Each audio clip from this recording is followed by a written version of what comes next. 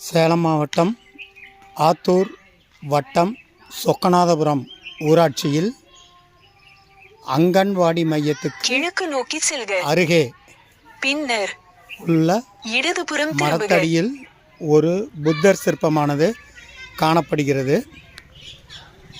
இந்த புத்தர் சிற்பமானது சமயத்தில் செய்யப்பட்டதாக இருக்க வேண்டும். கிட்டத்தட்ட ஒரு 50 அல்லது 100 ஆண்டுகளுக்கு உட்பட்டதாக இருக்க வேண்டும். இது சிமெண்டால் செய்யப்பட்டிருக்கிறது. உள்ளே இரும்பு கம்பிகள் கொடுக்கப்பட்டு சிமெண்டால் செய்யப்பட்டிருக்கிறது. இந்த புத்தரின் கைகள் இரண்டும் உடைந்து போன நிலையிலே காணப்படுகிறது.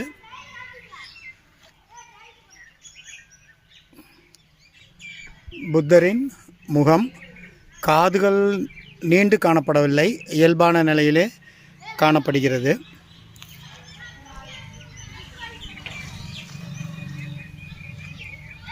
வலது கையானது உடைந்து போய் அந்த கம்பியானது வெளியே தெரிகிறது. இடது கையும் உடைந்து போயிருக்கிறது. பாதங்களில் உடைப்பு தெரிகிறது.